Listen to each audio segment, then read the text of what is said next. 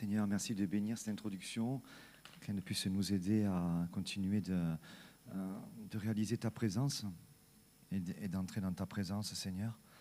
On ne peut rien sans toi, Seigneur, et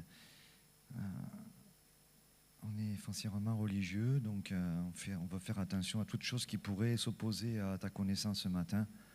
Donc merci Jésus par ton esprit, parce que quand on ne peut pas, tu l'as dit, même ton esprit prend le relais. Donc prends le relais, Seigneur. Et comme on l'a entendu, viens inonder notre âme, Seigneur, de toi. Et merci pour ton amour, Jésus. En ton nom, nous prions. Amen. Ok, vous êtes concentrés sur Dieu. C'est ça qu'il faut que nous fassions. Hein. Donc, se concentrer sur la présence de Dieu, parce que Dieu est là. Et je vais vous donner une pensée. La pensée n'aura que de valeur que si je suis et si nous sommes concentrés sur Dieu, parce que c'est le Saint-Esprit qui illumine la parole de Dieu, parce que ce livre-là, des millions de personnes l'ont sur la planète Terre. Hein. C'est dans beaucoup de foyers, il y a de la poussière dessus, je pense. J'espère pas les nôtres, hein. Mais puis même, je pense qu'il y a des gens qui le lisent, mais s'il n'y a pas le décodeur, et le décodeur, c'est le Saint-Esprit. Donc il ne faut pas chez nous, il peut y être et il peut dormir un petit peu. Donc c'est pour ça qu'on prie. Juste cette pensée dans l'étude que nous suivons pendant le cours de l'Institut sur l'Épître aux Romains. On arrive, nous, sur le chapitre 5. Et Paul vient d'expliquer, pour vous donner le contexte, parce qu'il n'y a pas de chapitre au départ sur la lettre. Mais c'est plus facile d'avoir mis des chapitres pour s'y retrouver. Donc Paul, après la dernière explication, en tout cas la dernière grande thématique qui est le centre de sa lettre, parce que épître c'est lettre, et le centre de sa lettre c'est d'expliquer la justification par la foi. Donc il va expliquer que nous sommes justifiés aux yeux de Dieu. Entendez bien ça, parce que ce qui va suivre va être très important.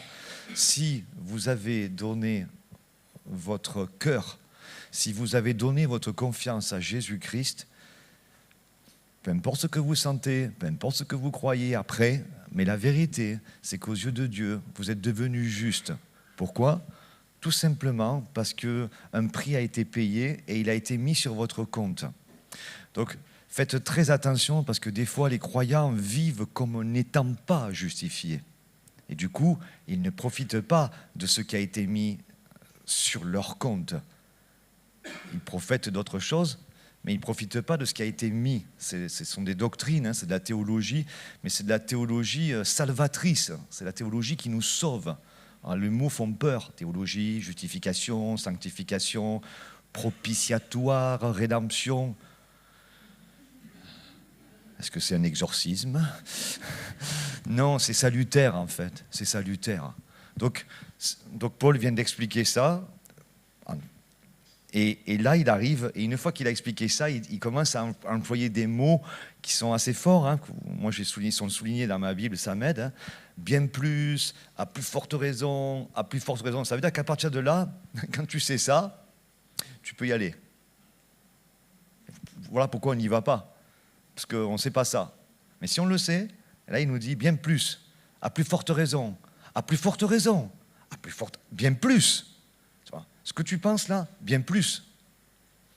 Et on va juste s'appuyer sur un mot. Dans le chapitre 5, il y a cette phrase où il dit « Bien plus, nous nous glorifions même des afflictions, dans des difficultés. Hein, sachant que l'affliction produit la persévérance, la victoire dans l'épreuve, et cette victoire, l'espérance. Or, l'espérance ne trompe point, parce que l'amour de Dieu est répandu dans nos cœurs par le Saint-Esprit qui nous a été donné. » Je passe au verset 8, et je m'appuie sur ça. « Mais Dieu prouve son amour. » Et c'est intéressant dans la Bible que dans le Nouveau Testament, épreuve et prouver, pour Dieu, c'est la même chose. Je vais continuer. Épreuve et victoire dans nos vies, pour Dieu, c'est la même chose.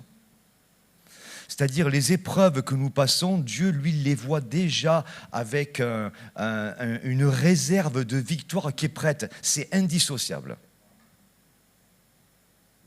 Et d'ailleurs, je ne sais pas comment ils ont fait, parce que les étudiants ont le souligné, la persévérance, la victoire est dans l'épreuve. Cette victoire, si vous avez des mots strong, qu'on appelle, c'est pour regarder les mots grecs, vous le regarderez chez vous. Je ne sais pas comment ils ont fait, chacun ses problèmes, mais épreuve et victoire, c'est le même mot, dokimos, le même mot. C'est ça que Dieu, moi je dis, regardez, traduction, moi je dis, waouh, ce qui m'arrive, Seigneur, c'est une épreuve, ça va être, et Dieu dit, c'est une victoire qui arrive. Et Dieu prouve son amour. Et je vais blaguer, Dieu pourrait dire, tu vois le mot épreuve? Faisons un espace. Hey, preuve. Mon amour est répandu dans ton cœur. Tu prends le « et », tu le pousses, tu mets « H-E », « hey ». Preuve, parce que l'amour de Dieu est répandu dans ton cœur. Mais nous, le problème, c'est que l'épreuve, c'est la fin. Tu vois, c'est la fin. On ne peut pas penser que épreuve, il y a victoire. Ce n'est pas dans notre vocabulaire et notre culture terrestre. Française, peut-être encore plus. Mais déjà terrestre, tu vois. Et Dieu nous dit, les épreuves, ce sont des victoires. Les épreuves sont par anticipation des victoires qui vont te montrer que mon amour est répandu dans ton cœur par le Saint-Esprit qui t'a été donné à cause de la justification, parce que mon fils a payé le prix. Et qui te condamnera? Après, vous pouvez lire, hein, bien plus, tu vois, à plus forte raison. Hey! Preuve. Dieu prouve. Dieu donne les preuves. Donc, c'est pour ça que quand on lit ça, c'est vrai que moi, je reste humain, hein, je reste sur Terre. Hein. Moi, épreuve, des fois, c'est...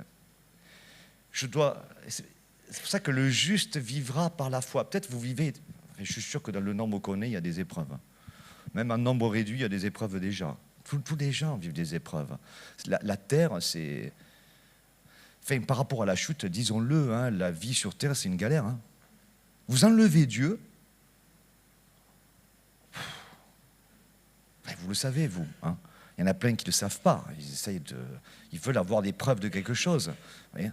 Et nous, on a des épreuves, on veut en sortir. On veut en sortir. Et on en sort. Et des fois, on n'en sort pas. Mais généralement, on continue d'avancer. Voyez. Parce que, qu'est-ce que nous cherchons dans l'épreuve ? Quelle preuve nous cherchons? Parce que la paix de Dieu qui surpasse toute intelligence, comme nous dit la Bible, va garder nos cœurs en Christ. Et ça, c'est la victoire. Ça, c'est la victoire. Ça, c'est la véritable preuve. Hein, la preuve que Dieu nous approuve parce qu'on a été justifié. Et que la justice de Christ a été mise sur notre compte. Vous avez un compte céleste, imaginez. Mais, imaginez si vous voulez, mais c'est la réalité. Parlons d'imagination, parce qu'il faut marcher par la foi. Vous êtes juste, donc vous ne marcherez que par la foi. Le juste vivra par la foi. Donc, allons-y, projetons par la foi. Il y a un compte céleste où tu es déclaré juste. À partir de là, qu'est-ce qui se passe? La vie. Mais tu es déclaré juste. Je n'ai pas plus à dire ce matin. Que Dieu vous bénisse. Amen.